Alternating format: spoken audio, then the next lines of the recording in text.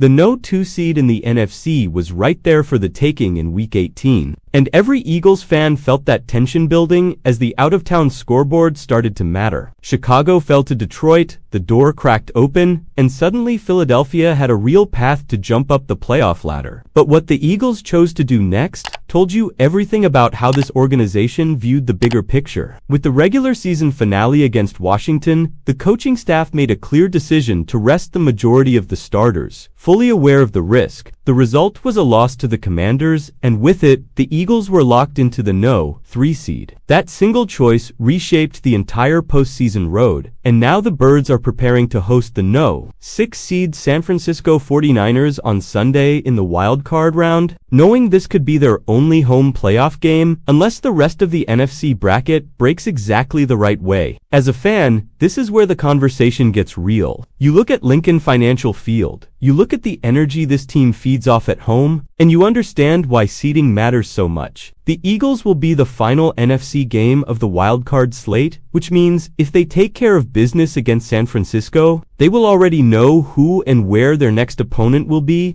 The first requirement is simple and non-negotiable. Beat the 49ers. Everything else is secondary. But if that happens, the path to another home playoff game becomes a math problem that every Eagles fan will be following snap by snap across the conference. For Philadelphia to host another postseason game, the no 7 seed Green Bay Packers would need to defeat the Bears. If that scenario plays out, Green Bay would move on to face the Seattle Seahawks, who are sitting as the no 1 seed in the NFC. That outcome would send the Eagles into a home divisional round matchup against the winner of the Carolina Panthers, the no 4 seed, and the Los Angeles Rams, the no 5 seed. Suddenly, South Philly would be rocking again, and the road wouldn't feel quite as steep. It's a reminder of how interconnected the playoffs really are, and how one upset can completely shift the balance of power. The conversation doesn't stop there, because the idea of hosting another NFC championship game is still alive, even if it requires a very specific chain of events. The only way that happens for the second straight season is if both the Seahawks and the Bears are eliminated, while the Eagles keep winning. If the Packers knock out the Bears and then take down the Seahawks, and if Philadelphia handles San Francisco and then beats either the Rams or Panthers, the NFC title game would once again be played in Philadelphia. Fans don't need reminding of what that environment looks like. Even last season, when the Eagles weren't the no 1 seed, circumstances aligned after the Lions were upset by the Commanders, allowing the no 2 Eagles to host the conference championship at Lincoln Financial Field. That memory is still fresh, and it fuels belief that seeding doesn't always tell the full story. Understanding how NFL seeding works helps explain why these scenarios matter so much. 7 teams from each conference make the playoffs, 4 division winners and 3 wild cards with the best records. Division winners are guaranteed at least 1 home game, and the no 1 seed earns a first round bye. This year, the Seahawks and the Denver Broncos claimed those byes. After the wildcard round, the lowest remaining seed travels to face the highest remaining seed, which is why every upset carries massive consequences. It's the system that keeps hope alive for teams like the Eagles, even without the top seed. Then there's the human side of this matchup, and it centers on Jalen Hurts. This is a spot he's been in time and time again, with outside noise questioning him while the stakes get higher. As the Eagles prepare to face San Francisco for the first time since the blowout loss in 2023, even the opposing coaching staff knows what kind of challenge Hurts presents. 49ers defensive coordinator Robert Saleh didn't mince words when talking about him, saying, "You can't faze him," and pointing to Hurts' elite presence and ability as a football player. That respect matters, especially coming from someone who has seen him up close in practice settings before. Hurts has built a postseason resume that speaks for itself. Over the last 5 years, he owns a 6-3 record as a playoff starter, completing 66.8% of his passes for 1,813 yards, 10 touchdowns, and just 3 interceptions, while adding 381 rushing yards and 10 more scores on the ground. Critics will always debate his limitations as a pure passer, but the intangibles he brings in high-pressure moments can't be coached. With other star quarterbacks absent from the 2025 playoffs, Hurts is still standing, and that reality reinforces what Eagles fans have believed for years. Winning is the standard, and he embodies it. The reality is that once you get past the frustration or understanding of how Week 18 played out, everything now narrows down to what this team does next. The Eagles are exactly where the NFL wants teams to be in January, at home, in a win-or-go-home game, with their season defined by 60 minutes. San Francisco comes into this matchup as the no 6 seed, but nobody in that locker room or fan base is treating them like a typical lower seed. There's history here, there's memory, and there's unfinished business lingering from that 2023 meeting where things got out of hand. This wildcard game isn't just another playoff appearance for Philadelphia. It's a measuring stick for how much this group has grown and how ready they are to handle adversity when it matters most. From the Eagles' perspective, the margin for error is thin, but the opportunity is massive.